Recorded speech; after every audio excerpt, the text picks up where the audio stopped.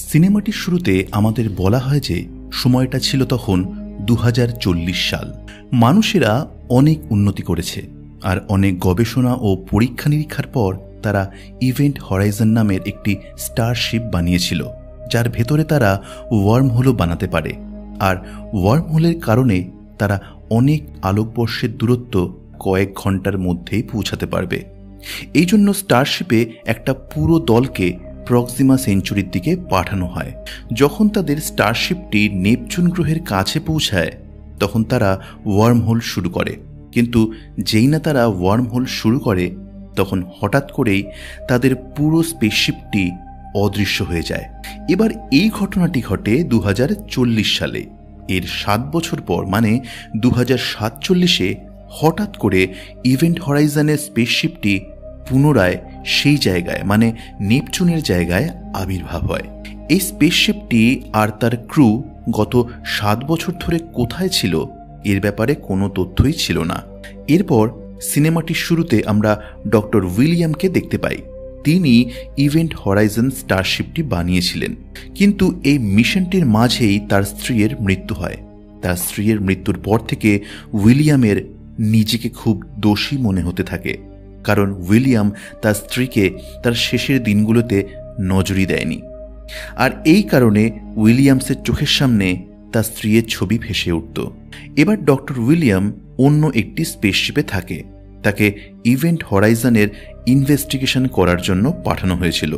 তার সঙ্গে একটি ক্রুকেও পাঠানো হয়েছিল। এই ক্রুতে captain Miller, second hand commander lieutenant staff pilot Smith, medical technician Peter, engineer Justin, doctor DJ আর রেস্কিউ টেকনিশিয়ান কুপার, এরা সবাই ছিল।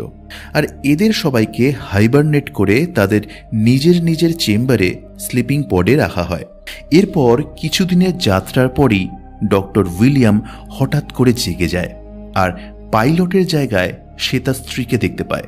তার স্ত্রীর ভয়ঙ্কর রূপ দেখে ডক্টর উইলিয়াম খুব ভয় পেয়ে যায় আর চিৎকার করতে থাকে। আর এই ট্রমার কারণে সে হঠাৎ করে উঠে যায়। সে তখনও স্লিপিং পডের ভেতরেই ছিল।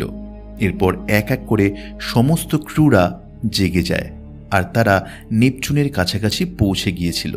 এবার সেখানে আসার পর ডক্টর উইলিয়াম সমস্ত ক্রুদের এই ব্যাপারে তথ্য জানিয়ে বলে যে আমাদের ইভেন্ট হরাইজন নামের স্টারশিপ, যেটা 7 বছর আগে অদৃশ্য হয়ে গিয়েছিল, তার ব্যাপারে তদন্ত করার জন্যই আমাদের এখানে এই মিশনে পাঠানো হয়েছে। এবার এই সব কথা জানার পর সমস্ত ক্রু মেম্বাররা রেগে যায়, কারণ তারা এখন এই মিশনের সিরিয়াসনেসের ব্যাপারে বুঝতে পারে যে এটা একটা খুব বিপজ্জনক মিশন। আর এমনকি তাদের ক্রিসমাসের সব ছুটিগুলো নষ্ট হয়ে যাবে। ক্যাপ্টেন মিলার তাদের সবাইকে শান্ত করে আর ডক্টর উইলিয়াম সবাইকে বলে যে ওই স্টারশিপটির আসলে ওয়ার্মহোল তৈরি করারও পাওয়ার আছে। আর হঠাৎ করে স্পেসশিপটি আবারও কোথা থেকে ফিরে এলো আর ক্রু মেম্বাররা কোথায়, এটাই তদন্ত করতে হবে।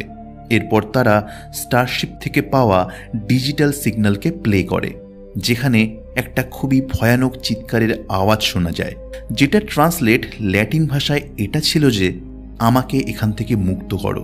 এর মানে সেখানে ক্রুয়ের সাথে ভয়ঙ্কর কিছু একটা তো হয়েছিল। এবার কিছুক্ষণ পরে তারা ইভেন্ট হরাইজনের কাছে এসে পৌঁছায়, যেটা কিনা অনেক বড় ছিল। তারা শিপের সঙ্গে যোগাযোগ করবার চেষ্টা করে, কিন্তু কোনো উত্তর আসে না। আর সেখানে কোনো লাইফ ফর্মও ডিটেক্ট করা যায় না। তাই তারা তখন ইভেন্ট হরাইজনের ভেতরে যাওয়ার সিদ্ধান্ত নেয়। সেখানে ডক্টর উইলিয়াম, ইঞ্জিনিয়ার জাস্টিন আর টেকনিশিয়ান পিটার যায়। ভেতরে প্রবেশ করার পর পুরো শিপটি একদম নিস্তব্ধ আর ভুতুড়ে বলে মনে হচ্ছিল। ইভেন্ট হরাইজন অনেক বড় ছিল আর এর দুটি আলাদা আলাদা অংশ ছিল। এর মাঝখানে একটা অনেক বড় বিস্ফোরক ছিল। আপৎকালীন সময় শিপের দুটো পার্টকে আলাদা আলাদা করা যেতে পারে আর অন্য অংশটিকে এসকেপ ভেসেল হিসেবে ব্যবহার করা যেতে পারে। এবার শিপটা বড় হওয়ার কারণে পুরো দলটা ভাগ হয়ে যায়। জাস্টিন শিপের কোর গ্র্যাভিটি রুমে চলে যায়, যেখানে আমরা দেখি যে একটা অনেক বড় রোটেটিং রিং ছিল। অন্যদিকে পিটার তখন শিপের ব্রিজের অংশের দিকে চলে যায় সেখানে যাবার পর আমরা দেখি ব্রিজের একটা অংশ পুরো রক্তে মাখামাখি হয়ে আছে। সামনের দিকে এগোনোর পর সে একজন ক্রু মেম্বারের মৃতদেহ দেখতে পায়। সেই মৃতদেহটি পুরোপুরিভাবে পচে গিয়েছিল। এইদিকে জাস্টিন শিপের মেইন কোরে যায়, যেখানে শিপের ওই স্পিয়ারটি দেখা যায়, যেটা কিনা এখনো কাজ করছিল। আর এই জন্য শিপ ওয়ার্মহোল সৃষ্টি করতে পারত ট্রাভেলিংয়ের জন্য।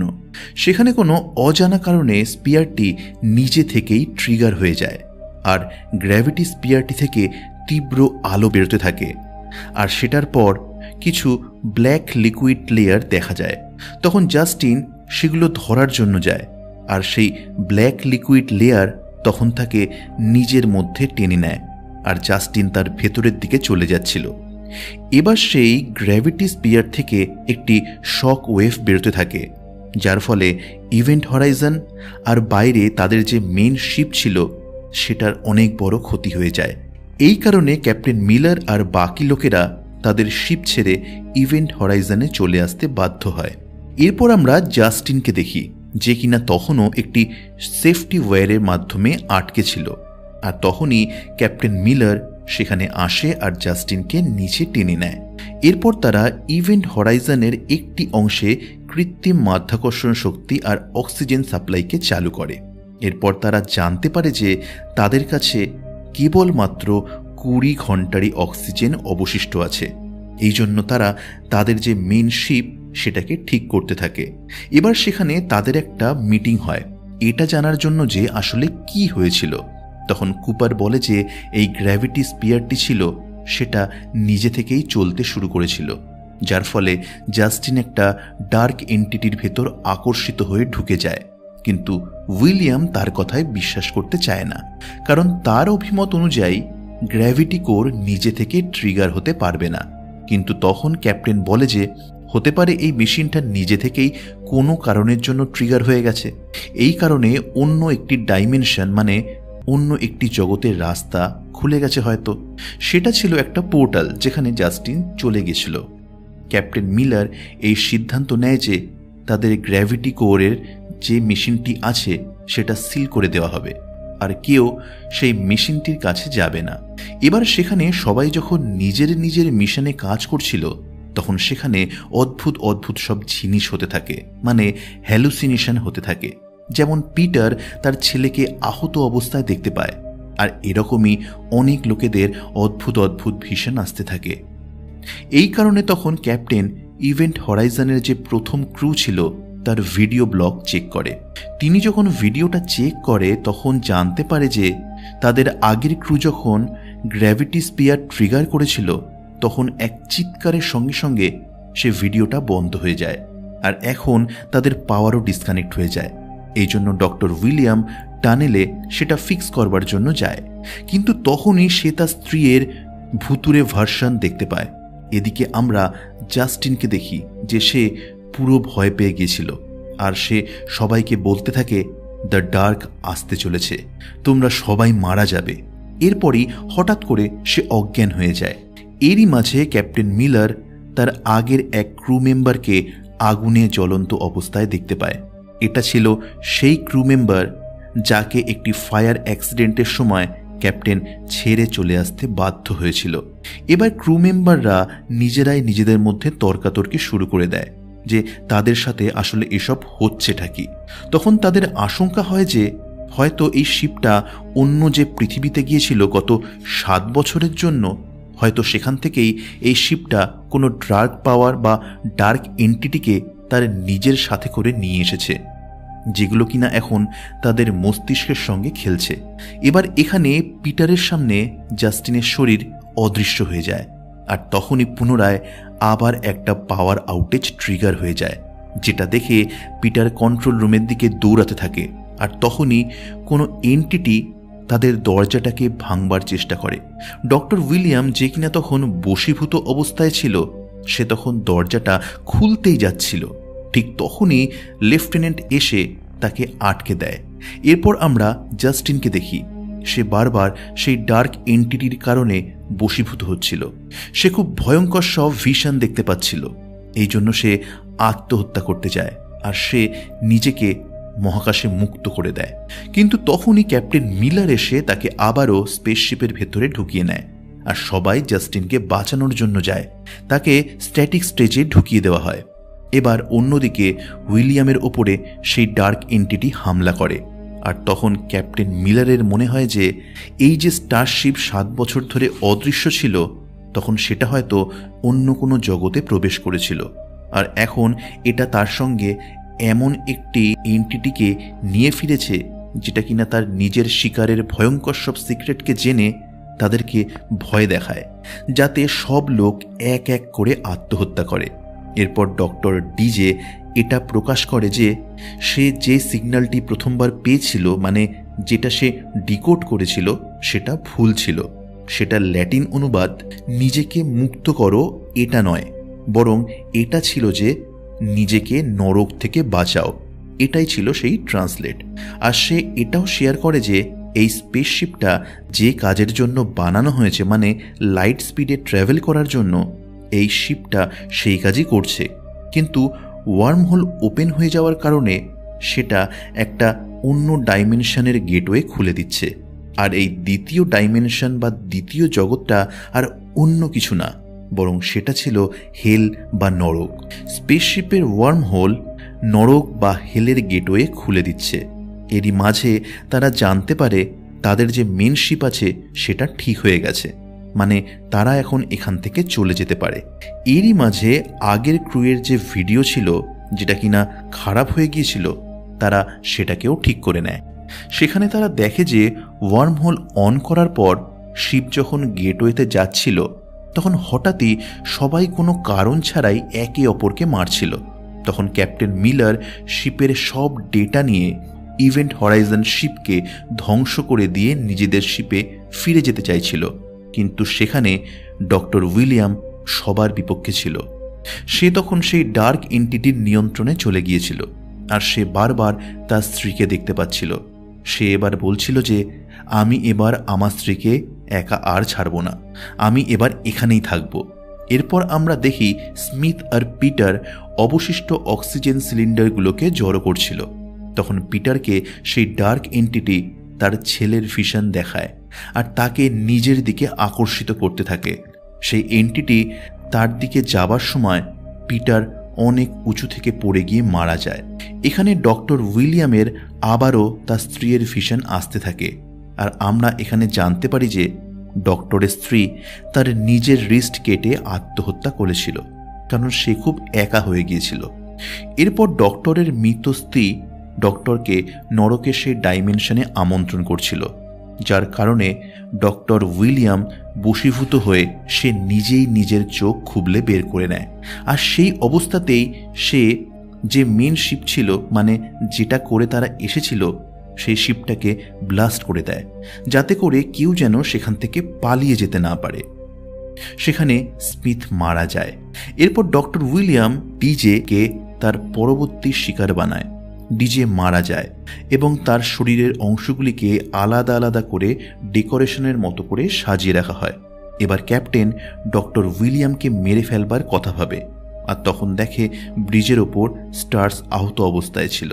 তাকে সাহায্য করার জন্য সে যায়, আর তখন সেই পরিস্থিতির সুযোগ নিয়ে ডক্টর গ্র্যাভিটি স্পিয়ারকে অন করে দেয়, যাতে এই শিপ পুনরায় নরকের গেটওয়েতে চলে যায়। এরপর ডক্টর উইলিয়াম কুপারকে তার নিজের শিকার করবার চেষ্টা করে, যে কিনা আসলে শিপের বাইরে ছিল। উইলিয়াম তাকে শ্যুট করে, যার ফলে শিপের গায়ে অনেক বড় একটা গর্ত হয়ে যায়। এর ফলে সবাই শিপের বাইরে স্পেসে টেনে হিঁচড়ে বেরিয়ে যায়, কিন্তু সবাই কোনো না কোনো জিনিস ধরে ফেলে। ডক্টর উইলিয়াম নিজেকে আটকাতে পারেনি, আর তখন সে স্পেসে চলে যাবার কারণে তার মৃত্যু হয়ে যায়। এবার এখানে ডক্টর মিলারের সঙ্গে আর দুজন লোক বেঁচে ছিল। তারা তিনজন সেই ঘরটাকে পুরোপুরিভাবে সিল করে দেয়, যেখান থেকে এয়ার বাইরে বেরোচ্ছিল, আর তারা এখন যে কোনো উপায়ে সেখান থেকে বেরোতে চাইছিল। এটা ছিল অনেক বড় একটা স্টারশিপ। এটার দুটো অংশ ছিল।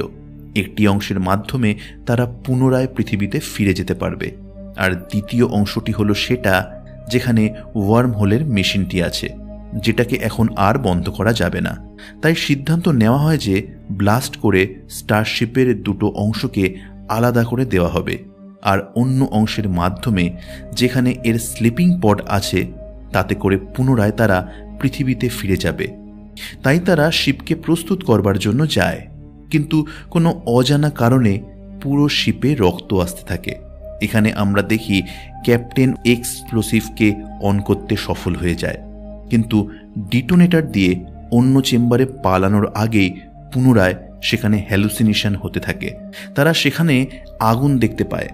আগুন থেকে বাঁচার জন্য তারা সেই চেম্বারে চলে আসে যেখানে ওয়ার্মহোল মেশিন ছিল, আর সেখানে ডক্টর উইলিয়ামের মুখ দেখতে পায়।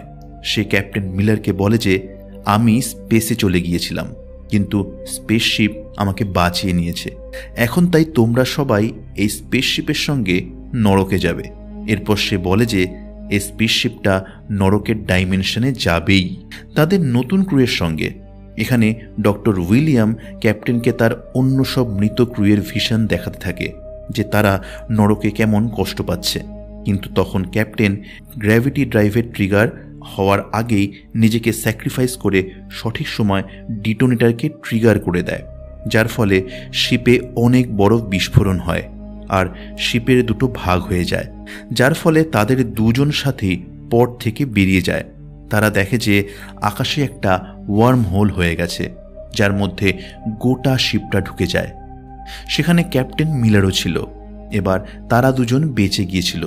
তাদের সাথে তাদের দুজন সাথীও ছিল যাদের স্ট্যাটিকের মধ্যে রাখা হয়েছিল। তারাও স্ট্যাটিকের মধ্যে চলে যায়, আর ঠিক 72 দিনের মধ্যে তাদের বাঁচাতে একটা টিম আসে।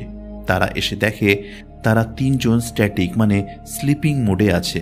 তারা সবার প্রথমে সেই মহিলা যিনি কমিউনিকেশন অফিসার তাকে বাঁচায়। সে চোখ খুলতে খুলতেই ভয় পেয়ে যায়, কারণ সে ডক্টর উইলিয়ামের মুখ দেখতে পায়।